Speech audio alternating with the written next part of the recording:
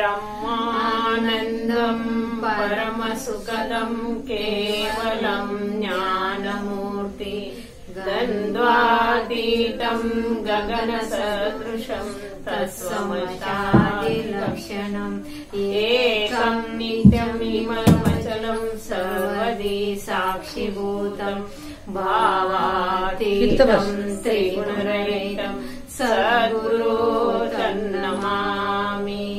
ॐ गुरु ब्रह्मा गुरु विष्णु गुरुदेवो महेश्वरा गुरु साक्षात् परब्रह्म तस्मै श्री गुरुवे नमः। श्री जगद्गुरु सिद्धार्थ स्वामी महाराज की जय। सद्गुरु महादेव महाराज की जय। सद्गुरु शिवशरणम्मा माता की जय। सकल साधु संत महाराज की जय। जय नमो पार्वती पते शिव हर हर महादेव। श्री सिद्धेश्वर महाराज की जय। श्री शरणेश्वर महाराज की जय। श्री सिद्ध कृष्ण हरियप्पा महाराज की जय। श्री नरसा विठ्ठल की जय। गोपाल कृष्ण भगवान की जय। भारत माता की जय। शिवशरण माता की जय। मग म्हणजे अधिक मासामध्ये किती ताकद आहे आणि किती सत्य आहे आणि त्या नियमापासून किती योग्य पुण्य मिळतो। मग एका गावामध्ये धर्मपूर म्हणून एक राज्य असतो। मग त्या राज्यामध्ये मग दोघं दंपती असतात, सुशर्मा आणि सुशीला। मग त्यांना जन्मल्यापासून मुलंच झालेले नसते, तर संतती नाही, पुष्कळ काही इस्टेट आहे। मग संततीचा अभाव असल्यामुळं मग त्याने काय म्हणतात, सुशर्मा काय म्हणतो, सुशर्मा सुशिलाला म्हणतो, अगं हे इस्टेट घेऊन आपण काय करायचं, संतती नाही, मग काय करायचं तुम्ही सांगा म्हणते सुशिला। मग म्हटल्यावर आपण तीर्थयात्रेला जाऊ, अधिक मास आहे, तीर्थयात्रेला जाऊ। मग जे आपलं संपदा आहे, संपादन केलेलं आहे, जे इस्टेट आहे, मग ह्या महिन्यामध्ये आपण संध्या स्नान, संध्या पूजा, ध्यान, जप, तप घरामध्ये असल्यावर होत नाही।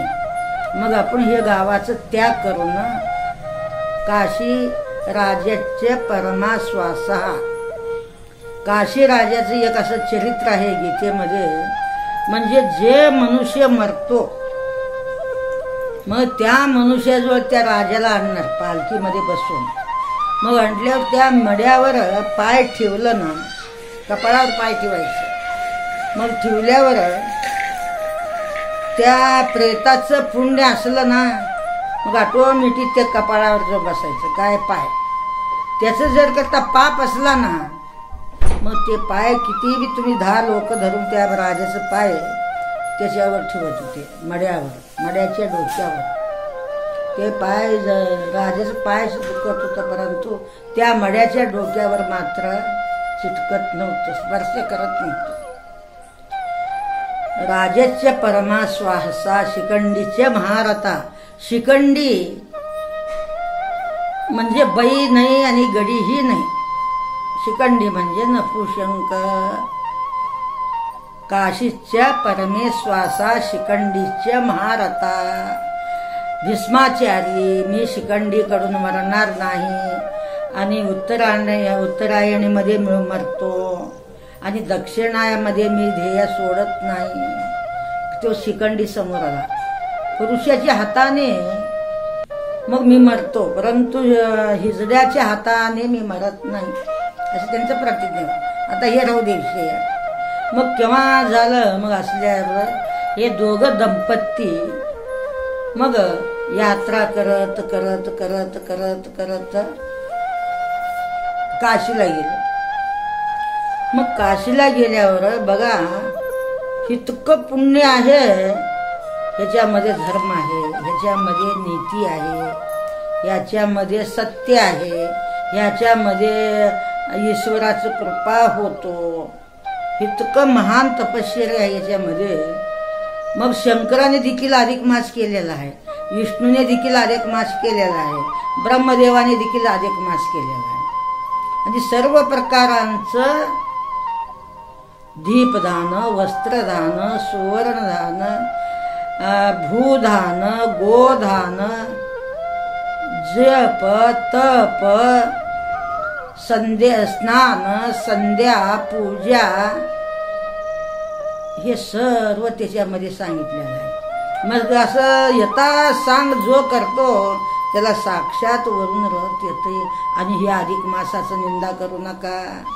मग निंदा केल्याने द्रौपदीला 5 नवरे कसे होत्यात. मग पुढच्या विषयामध्ये तुम्हाला उद्यापासून परवा दिवशीपर्यंत ते चालणार आहे, ते ऐका तुम्ही. मग जे लोक अधिक मासाचं निंदा करतात, जो लोक अधिक मासामध्ये काय करायचं करत नाहीत, मग म्हणून त्यांना अनावर दुःख होतो, अनावर ताप होतो आणि अनावर त्रास होतो. म्हणून अधिक मासाचं तुम्ही निंदा करू नका. मग ह्याच्यावरून मग अर्जुन प्रश्न करतो कृष्णाला, आणि कृष्ण जो करल तोच भरल. जो खड्डा मारतो तो खड्डा मारणाराच भरून काढतो. खड्डा मारणारे एकजून भरून काढणारे एकजून नाहीत. हे विषय 2 दिवस चालते. मग ह्याने यात्रा, तीर्थ यात्रा करत करत सगळं दान धर्म जे त्या अधिक मासामध्ये सांगितलेलं आहे ते सर्व करत चालले. काशीला गेले, रामेश्वरला गेले, आणि हे करत करत करत करत सगळे 4 धाम 12 ज्योतिर्लिंग करून मग काशीला आले. काशीमध्ये त्या बाईला 80-90 वर्षामध्ये त्या बाईला गर्भ राहिला. कशाच्या पुण्याने? अधिक मासाचं पुण्य केल्याने. सगळं धर्म करू लागले. मग काही केलं तर ह्या महिन्यामध्ये कमीच आहे. ह्या महिन्यामध्ये केलेलं पुण्य तुम्ही 100 वर्ष करा, ते पुण्य लागत नाही, परंतु ह्या महिन्यामध्ये केलेलं पुण्य आहे. मग लक्ष्मी प्रश्न करते आणि भगवान विष्णू सांगतात. मग तेव्हा काय झालं? मग त्यांना गर्भवती झाल्या. सुशीला सुशर्माची बायको काय झाल्या? गर्भवती झाले. मग सुंदर मी ते सगळं रहस्य तुम्हाला सांगलं. मग ते लक्ष्मी त्यांना विचारते, पुरुषाला हे नियम नाहीत, बायकाला कशाला नियम आहेत? मग तो कमावतो, त्याला वेळ काळ नसतं, तो घरच्या बाहेर राहतो, म्हणून बायकांनाच हे का करावा? बायकाने का करावा? म्हणजे हिने घरामध्ये राहते, तिला जप करायला वेळ मिळतो, तिला तप करायला वेळ मिळतो, देवाचं पूजा करायला वेळ मिळते. पुरुष बाहेर असतो, मग त्यांना पूजाचं योग येत नाही, ध्यानाचं योग येत नाही, आणि उपास राहण्याचं त्यांना प्रवडत नाही. लक्ष्मी स्त्री म्हणजे एक महामायाचं अवतार असतो. म्हणजे सार्वजनिक महामाया नसतात बायका. अनुसया, लोपमुद्रा, मंदोदरी, हे सगळे पतिव्रता बायका. महालक्ष्मी बाळाला पाठीला घालून तिने युद्ध करते जगासाठी. असे बायका हे महामायाचे अवतार आहेत. घरात बसणारे बायका अवतारिक नसतात. त्यांना बायका बी म्हणू नका, गडी बी म्हणू नका. त्यांना देवाचं नाद नाही, धर्माचं नाद नाही, पुण्य करावं म्हणायचं नाद नाही. मग गाढवामध्ये बी बायका आहेत का नाही? गाढवा कुत्र्यामध्ये बायका नाहीत. बेंडकुळी म्हणजे नर मादी नाही, झाडामध्ये नर मादी आहे. मग हे जे कार्य करतात ते महामायाचं अवतार असतो. लक्ष्मी तो प्रश्न केली हे बरोबर आहे, परंतु पुरुषांना सवड मिळत नाही. परंतु एक एक पुरुषा म्हणजे ते देवाचा अवतार आहे. मग बाई ह्या मार्गाला लावली म्हणजे ते देवीचा अवतार आहे. मग ह्या मार्गाला लागत नाही. ते सगळ्या 184 प्राण्यामध्ये नर मादी असतात. नर म्हणजे गडी, मादी म्हणजे कोण बाई. 184 मधनं यवनीमध्ये, झाडामध्ये, झुडपामध्ये, दगडामध्ये सगळ्यामध्ये नर मादी असतात. नर मादी असल्याशिवाय हे सृष्टीचा कार्यक्रम चालत नाही. परत ते यवनी असून देखील विष्णूला शरण गेले, शंकराला शरण गेले, ब्रह्मनेला शरण गेले. मग अशा प्रकाराचे जे बाई आहे ते महामायाचा अवतार आहे. नुसतं खावे प्यावे ल्यावे नेसावे म्हणजे ते स्त्री असून देखील बाई समजा किंवा गाढव समजा. लक्ष्मीला असं उत्तर देतो कोण? विष्णू. मग तेव्हा काय झालं? मग 80-90 वर्षाखाली कसं पोरं होतील तुम्हाला वाटतो? सिद्धेश्वर 80 वर्षामध्ये झालेला आहे. आणि हे गोष्ट पुराण म्हणजे पूर्वीचे गोष्टी. हे केव्हाच्या गोष्टी? पुराण म्हणजे पूर्वीचे गोष्टी. मग अधिक मास श्रेष्ठ आहे. मुलगा झाला शांताराम आत्माराम. त्यांना किती मुलं झाले? शांताराम आणि आत्माराम झाले. 12 वर्षाचे मुलं झाले. मुलं झाल्यावर त्यांना असाध्य रोग आला. ताप आला, खणखणीत ताप आलं, खणखणीत आजारी पडले. मग मरणाच्या दारामध्ये उभं राहिले शांताराम आणि आत्माराम. कोणाचे? सुशर्मा आणि सुशीला. सुशीला म्हणजे शुद्ध बुद्धीची बाई. तिला काय म्हणावं? सुशीला. तुम्हाला 1000 वेळा सांगते. आमची आईची आई काय ठेवली? चंद्रभागा. आमच्या वडिलाचे आई काय म्हटली? देवघना. माझे गुरु काय म्हटले? शिवशरणम्मा. माझा भक्त विश्वनाथ काय म्हटला? शिवशरणम्मा माऊली. माऊली नाव. 6 नावामध्ये शेवटला माऊली हा नाव रूढ झाला. शिवशरणम्मा रूढ झाला. 3 नाव काय झाले? लोप झाले. म्हणून जगामधले नाव खरे नसतात. एक भक्ताने दिलेलं नाव राहतो आणि एक देवाचं नाव ठेवल्याने त्यांचे नाव रूढ होत्यात. मग तेव्हा शांताराम आत्माराम आजारी पडले. मग आता कसं करावा? मग काशी त्या राजा धर्मपूर राजा म्हणला आता हे आमच्या गावाला आले. मग ह्याचं कशी व्यवस्था करावं? डॉक्टर आणले. ॲलोपॅथी डॉक्टर, आयुर्वेदिक डॉक्टर, इंग्लिशामध्ये देणारे गोळ्या देणारे ते डॉक्टर, सर्व यंत्र मंत्र तंत्र हे सर्व काय केला त्यानं. राजा स्वतः उभारला त्या मुलांना आरोग्यता द्यावं म्हणून. तरीही ते पोरावांचं आजार उतरना. मरणाच्या द्वारामध्ये उभे राहिले. काय राहिले? आता की अर्ध्या तासावर मग राजा पैज बांधला. अधिक मास होता. काय पैज बांधला? ह्या मुलांना जगवायचंच. मग तेवढ्यामध्ये गालवे ऋषी आले. महाराज मग कसं काय? हे दोन्ही पोरं आजारी पडल्यात. माझ्या गावामध्ये ते यात्रा करत करत इथं धर्मपूर गावामध्ये त्यांनी वास केले आणि त्यांचं रक्षणा करायचं आमचं धर्म आहे. किती का पैसे जाईना तर माझं राज्य का जाईना? काल तुम्हाला वैराग्याचं उदाहरण दिलं होतं. सर्व सोडून अरण्यामध्ये त्याने राहिले का नाही? चक्रवर्ती राजा अरण्यामध्ये राहिला. फक्त दरोडेखोर पिदोडा, दरोडेखोर मारेकरी ह्या माणसाचा उद्धार करण्यासाठी अंगी ऋषीचा बोधामुळं राजा सगळं त्याग केला. मग त्यांचं उद्धार काल झालं. काय झालं? काल त्यांचा उद्धार झाला. आज ह्यांचं कसे उद्धार होतं? मग गालिवी ऋषीच्या चरणावर जाऊन साष्टांग दंड नमस्कार घातले. कसं काय चाललंय ते तुझ्या राज्यामध्ये? सर्व काय बरं आहे, परंतु एक विघ्न माझ्या घरावर आलेलं आहे. काय विघ्न?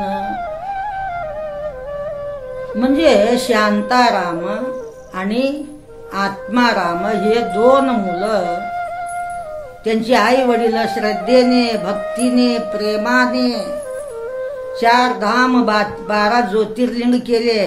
त्याच्या पुण्याने शांताराम आत्माराम जन्माला आले आणि त्यांना 12 वर्षामध्ये पूर्व केलेल्या पापाचं प्रायश्चित्त. कशाचा प्रायश्चित्त?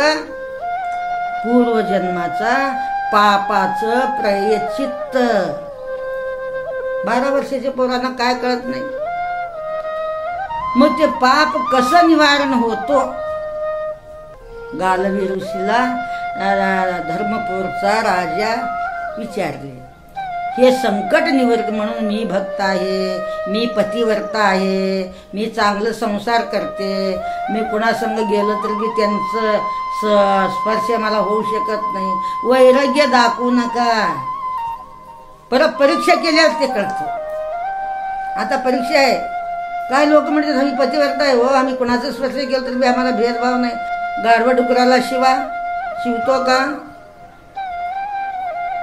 पण पुरुषांना स्पर्श करण्यासाठी अभेद कसं म्हणता तुम्ही? हे पाप आहे. आला काय? तिथं अभेद दाखवू नका. मग सगळ्या सापाला धरा, इंच्याला धरा, ते चावतंय म्हणायचं तुम्हाला ज्ञान आहे. मग परपुरुषाला स्पर्श बरं वाटतंय तुम्हाला. आमच्या ठिकाणी भेद नाही. का भेद नाही? भेद नाही का इंद्रियाच्या आधीने गेला. हे ढासतंय कोण?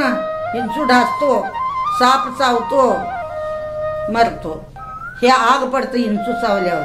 मग पुरुषांचा स्पर्श झाल्यावर बरं वाटतंय. वा रे वा.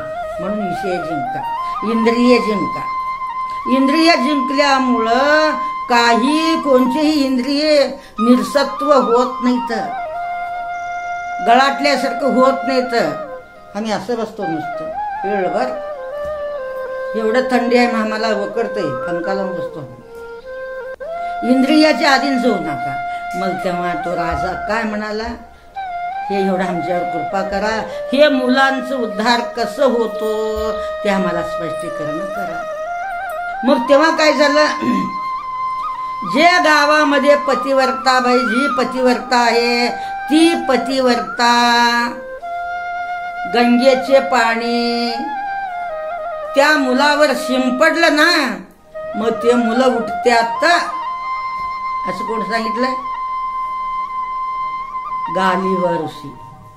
मग सांगितल्यावर या माझ्या दरबारामध्ये, माझ्या राजधानीमध्ये जो पतिव्रता आहे, पतिव्रता तिची देवावरती सत्ता. मग ती लोपमुद्रा काय केली, इतकी देखणी म्हणजे देखणी, कुणाच्या बायकोसारखी, रावणाच्या बायकोसारखी. पार्वतीला महाग घालत होती कोण? मंदोदरी. मग त्यापर्यंत म्हटलं गावच्या भोवताली सैन्य उभा राहिला, युद्ध सुरू झाला आणि हे लोपमुद्राचा नवरा जाईना. बाई असं असावं लागतंय. कसं? लोपमुद्रासारखं. घर आपण, टीव्ही आपण, मोबाईल आपण, खाणं पिणं झोपणं याच्यापासून तपश्चर्या होत नाही. ह्या बाईचं तपश्चर्या बघा. बिड्या करणारी बाई 5 फुटामध्ये तेवढंच घर होतं. भोवताली पत्र्याचे काय होते, शेड होते. आता युवराजच्या घरासारखं घर घेतली. काय साधं गोष्ट आहे का? 5-7 वर्षामध्ये. त्याला ताकद म्हणते. भक्ती असावं, प्रेम असावा, वेश असावा. आमचं घरच चांगलं होईना. का होईना? तुमचं तपश्चर्या नाही. लोकाला दाखवतो. तुमच्या मनामध्ये काय नाही. ज्ञानेश्वर घरामध्ये ठेवू नका, देवीचं पुराण घरामध्ये ठेवू नका, हृदयामध्ये ठेवा. आपण कुठं ठेवतो? शिवलीला हृदयामध्ये ठेवा. आमच्या घरात ते शिवलीला आहे, तिजोरीमध्ये पैसा आहे, बँकेमध्ये पैसा आहे. खिशामध्ये काय यात्रेला गेल्यावर खिशामध्ये असावं लागतं यात्रेला. आम्ही लई अब्जे दिवस आहे, मग तुझ्या पाकिटमध्ये कायच नाही, मग काय खर्च करती. मग लोक जावा युद्धाला म्हटली, आता गावाचं नुकसान होणार आहे, जावा. मी तुला कसं सोडून देव जाऊ. मी गेलो युद्धामध्ये मेलो, मग तुला लोकांनी भोगत्यात, मी कसं तुम्हाला सोडून दे. तिच्या पायाचं तिच्या नक्काचं देखील तुमच्या तोंडावर लक्षण नाही. तुम्हाला काय सांगू, इतकी सुंदर. म्हटलं माझ्या तोंडावर तुम्ही भाळलं आणि मी तुम्ही मेलं तर युद्धामध्ये मला लोक भोगतात असं तुला वाटलं का. होय, मी जात नाही युद्धाला. तू पर्जाला बघतो का मला बघतो रे महामूर्खा म्हणाली. घेतली तलवार, घेतली गळा कापली, नवऱ्याच्या हातामध्ये दिली. जा झोळीमध्ये घाल, ते घालून युद्ध करा आणि युद्धामध्ये जिंकून तू ये.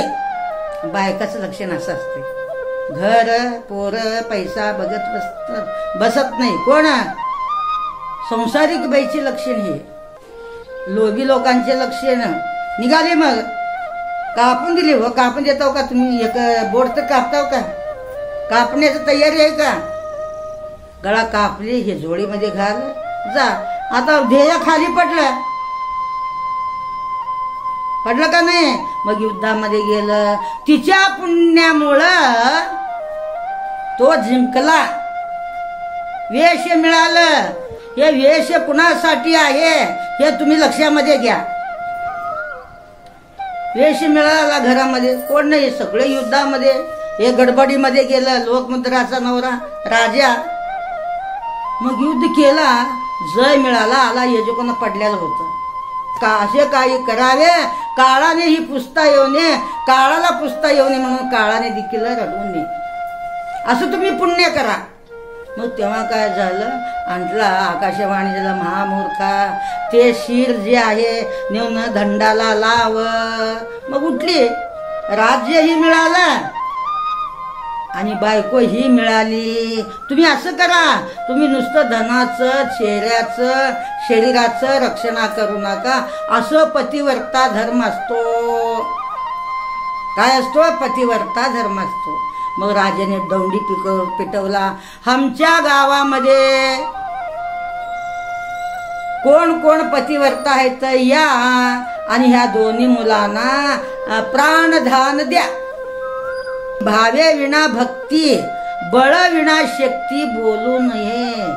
भक्ती असेल तर, भाव असेल तरच भक्ती आहे म्हणा, तोंडाने आहे म्हणू नका.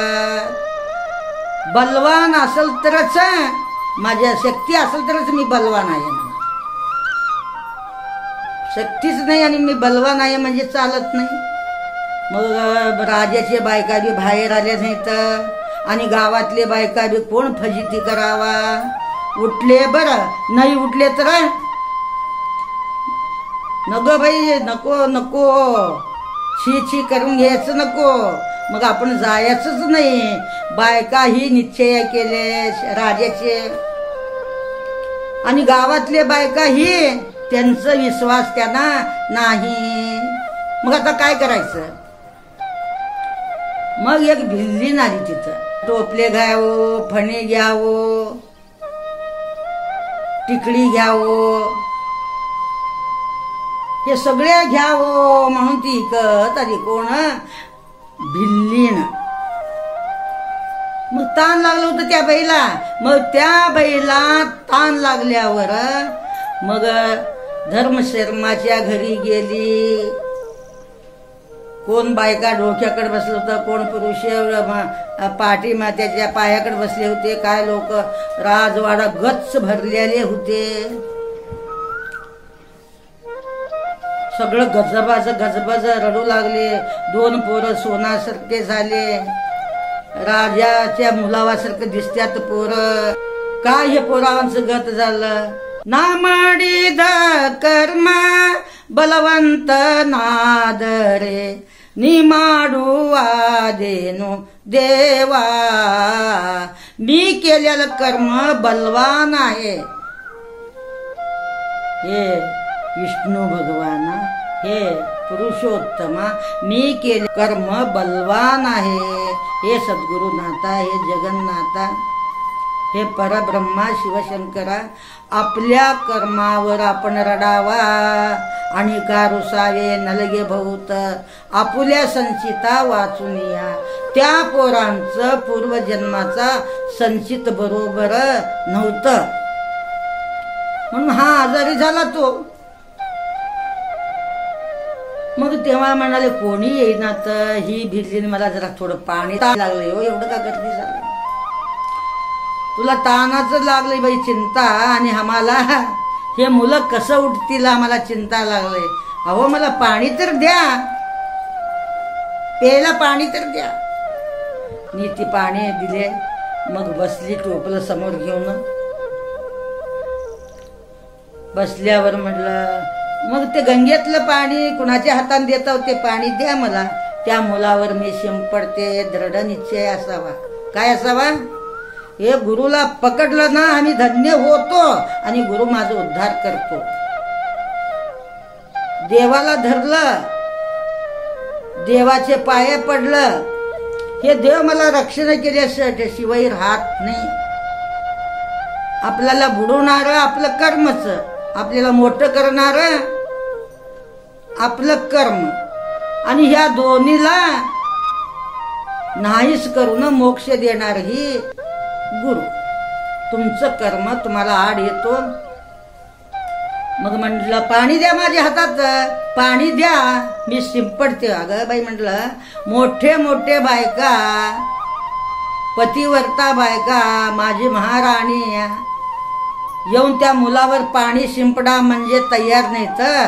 आणि तू साधी सुधी घर घर हिंडणारी, मागून खाणारी, फणी विकणारी, जंगलामध्ये राहणारी, तू काय पतिवर्ता आहेस ग? तू निश्चय कर.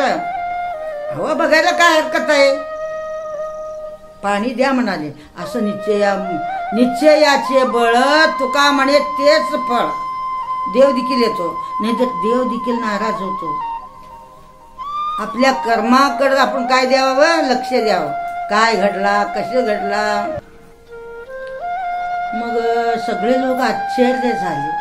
मग आश्चर्य झाल्यावर ही बाई भिल्ली ना, डोक्यावर टोपले घेऊन गल्ली गल्ली हिंडून पोट भरून घेणारी ही बाई कसं सगळे टकामका टकामका टकामका त्या बाईकडे बघू लागले.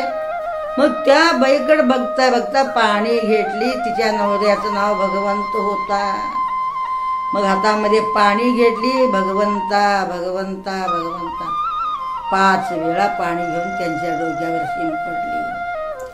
दोन्ही पोर हातपाय हलवले आणि तोंडावर तेज आलं.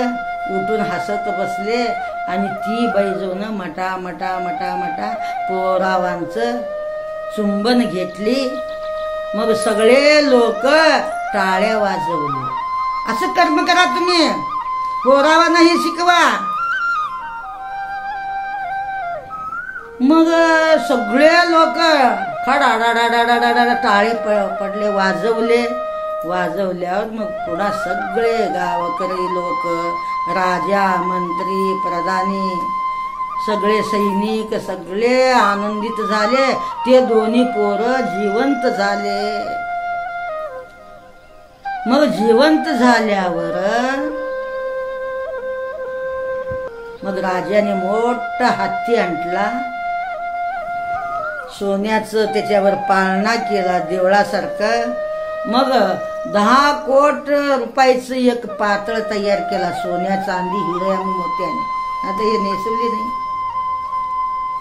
गुरुला कसं सजवायचं, गुरुला कसं बघायचं, देवाला कसं सजवायचं, देवाला कसं बघायचं. आम्ही आहे म्हणे हे एवढे रुबाबामध्ये आहे, आणि तुला रुबाब दिलेलं कोण? हे मनाला देखील शिवणे काय. मग त्या बाईला बसवले. तिने बसलेल्या हत्तीला सजावट केलं आणि 10, 100, 200 बायकांना फुलाचे टोपले दिले. मग त्यांच्या डोक्यावर फुलं घालत त्या बाईचं मिरवणूक निघालं. गावामध्ये काय निघालं? मिरवणूक काढलं. मग तेव्हा सगळे मी पतिव्रता आहे का नाही, निश्चय नाही हो. तेवढं गुरुवर सुदृढ असावं लागतंय, निश्चय असावं लागतंय. आपल्याला निश्चय नाही, आमचं काय झालं, कसं झालं, का झालं, आम्हालाच का होत.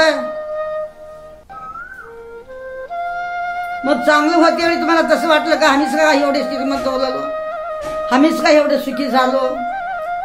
तेव्हा येत नाही. काहीतरी नुकसान झाला ना आपल्याला, आम्हालाच का असं व्हायचं. कर्म आहे ते कर्म मोडण्यासाठी हे बाई तुझ्यासाठी किती खटपट करते. बिया बिकाम शिकवू आली या बाईला. एवढं पुस्तक वाचून तुम्ही तिला दाखवत नाही. हे पाप कुठं फेडावं लागते. बिड्या करून तुम्हाला शिकवते. तिला अभंग येत नाही तर तुम्हाला सांगते. तिला लिहिता पुसता येत नाही, मग 1-4 वड्या तिला दाखवायचं. तुम्हाला बी पुण्य होतं हो. टीव्ही बघितल्यानं काय होतंय आलं का लक्षात. रागला येऊ नको. एवढं कष्ट कोणी घेतलं. बिड्या बांधून तुला शिकू लागली. तुझ्या बापाचं नाही, तुझ्या आज्याचं नाही. एक भाऊ आयुष्यामध्ये तुला चांगला मिळाला. उद्या भाऊजाई आली म्हणजे गांडीवर लात मारतात. हेच भाऊ तुला उद्या बघणार नाही. कळालं का. 4 शब्द शिकल्याने काही होणार नाही. आईचा आशीर्वाद पाहिजे. पहिला गुरु आशीर्वाद, दुसरा गुरु नवरा, तिसरा गुरु सासू सासरे. हे सगळं पटवून घ्या. मग नंतर मोक्ष देणारा गुरु, शेवटचा गुरु ते धन्य करतो. पहिले एकदा सेवा करा, नंतर एकदा सेवा करा, मध्ये सोडू नका. श्रीमंत व्हावं म्हणून सेवा करा आणि श्रीमंती टिकू द्या म्हणून सेवा करा. आमच्याजवळ काय हो, आमच्या हातात काय म्हणजे. हातामध्ये नसल्याशिवाय हे सगळं करतो का आपण. मग इथंच का तुम्हाला अडथळा येते. गाव सगळं भटकतो का नाही आपण. मग मठाला येण्याचं काय तुम्हाला उपयोग आहे. मग तिने बाई धन्य झाली. गावामध्ये तिचं मिरवणूक निघालं. सगळे बायका त्यांचे राण्या बाहेर आले. आम्ही गेलो तर आम्हाला बी मिरवणूक काढलं असतं. कसं काढते तो. बुद्धी काय करील विचारी, दैव गती नाही. तुमच्या दैवामध्ये त्या नाही की बुद्धी नाही का दैव नाही. बुद्धी काही करील विचारी, दैव गती न्यारी. बुद्धी काय करील भिचारी. दैव काय करतो तुम्हाला. बुद्धी काय करणार. तुमचं दैवच बरोबर नाही तर बुद्धी भिचारी काय करणार. म्हणून त्या बुद्धीला ताकद द्या. चांगल्या लोकांचं संगत करा. फटिंग लोकांचं संगत नको. विदोडाचं संगत नको. हे सगळं तुम्ही करा. मग त्या भिल्लिनीसारखं तुमचं मिरवणूक निघतो. त्या भिंतीवर चढू नका, या भिंतीवर चढू नका. आला का.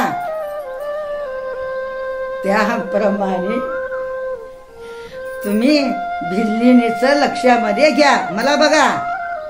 कुणाला बघायचंय. ह्याच्यावर नाचला कोण मिरवणूक काढत नाही.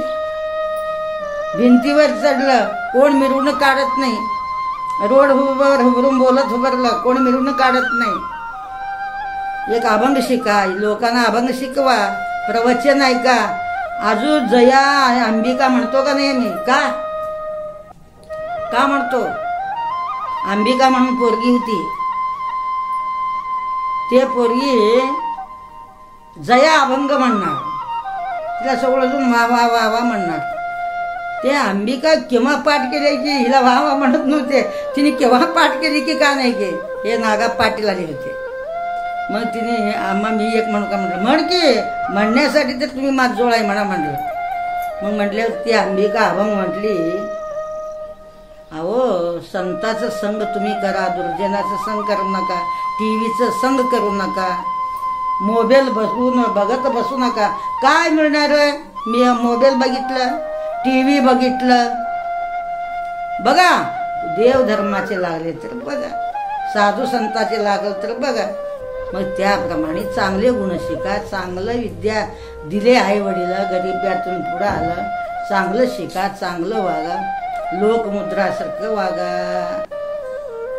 काय तिला राज्य मिळाला, नवरा मिळाला आणि पतिव्रता नाव केव्हा शंकर ब्रह्म विष्णूच्या टाइमाला झाली. कोण? लोकमुद्रा. आजपर्यंत तिचं नाव येते. आणि तुमचं ते गाढव असं म्हणतात लोक. म्हणणार का आमचं निंदा वंदा को आपल्या सोयीचा धंदा. तुम्ही महात्म्याला ते सांगितलेलं. सर्व परित्याग करून जे संताच्या चरणी. डोईचा पदर खांद्यावरी आला, कोणी काहीतरी बोला. संताबद्दल आहे. आपली जनाबाई सर्व संसाराचा त्याग केली. पंढरपुरामध्ये पाल मारून दुकान लावली भजनाचं. भजन, प्रवचन, पावल खेळणं, फुगड्या किरणं. डोईचा पदर खांद्यावरी आला, कोणी काहीतरी बोला. पंढरीच्या पेटेमध्ये मारिले पाल, मनगटावरी घाला तुम्ही तेल.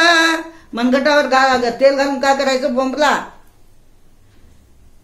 डोईचा पदर खांद्यावरी आला, कोणी काहीतरी बोला. प्रमाद लोकाबद्दल, संताबद्दल हे वाक्य सांगितलेलं आहे.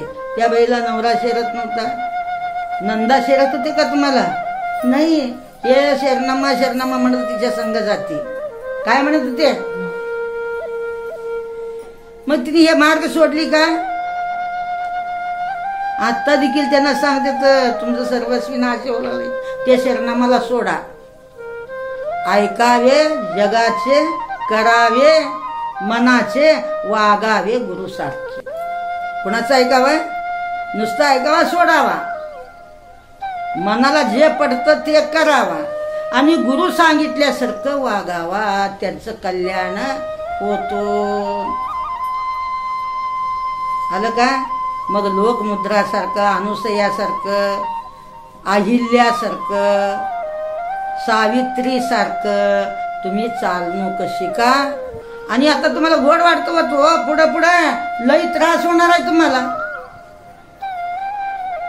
म्हणून आजचं प्रवचन.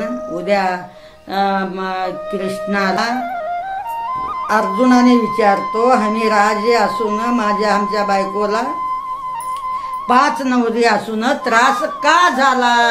म्हणून अर्जुनाने कृष्णाला विचारतो. तुम्ही केलेलं कर्म तुम्ही भोगावं लागतं. कशामुळं? गुरु निंदा केल्यामुळं, गुरुला बघून तोंड फिरवल्यामुळं, देवाचं तोंड बघून देवाला तोंड फिरवल्यामुळं, वाकडं केल्यामुळं, अधिक मासाचं निंदा केल्यामुळं. तिने राणी होईल. राणी होऊनही तिने 5 नवऱ्याला घेऊन अरण्यामध्ये जाईल. हे कशामुळं होतंय? का होतंय? नवरा बी तिचा नवरा शंकर होईल, परंतु ते जंगलामध्ये जाऊन ते बोंबलत बसलं. मग हे सांगा की हो म्हणतो. कोण? अर्जुन. आता सांगायला आम्हाला टाइम नाही. 2 दिवस ते कथा चालणार आहे. चालत राहील आणि तुम्ही आवडीने नियमाने या. तात्पुरतं तुम्ही हे सुख बघू नका. पुढच्या जन्माचं बी सुख बघा. महागी काय दुःख केलं आपण, पाप केलं, आता आपल्या पदरामध्ये पडलं. आता काय पाप करत राहतो ते पुढे भोगण्यासाठी कशाला? याप्रमाणे तुम्ही उद्या न चुकता या. श्री जगद्गुरु सिद्धार्थ स्वामी महाराज की जय. सद्गुरु माधवप्पा महाराज की जय. सद्गुरु शिवशर्मा महाराज की जय. सकल साधु संत महाराज की जय. जयार्दनम पार्वती पदे शिव हर महादेव. श्री सिद्धेश्वर महाराज की जय. श्री शरणेश्वर महाराज की जय. श्री